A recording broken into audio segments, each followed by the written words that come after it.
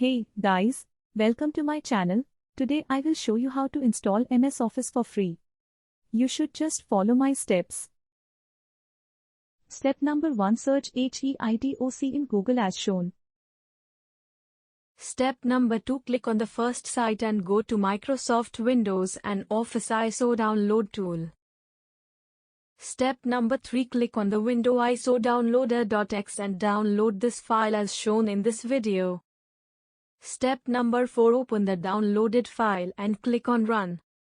Step number 5, go to Office option and choose the required version of MS Office and then select Edition and select Language as required. Step number 6, click on Download and then the file will be downloaded. Then open the file, then right-click on Setup and click on Run as Administrator, and then the Office will be installed in your laptop/computer.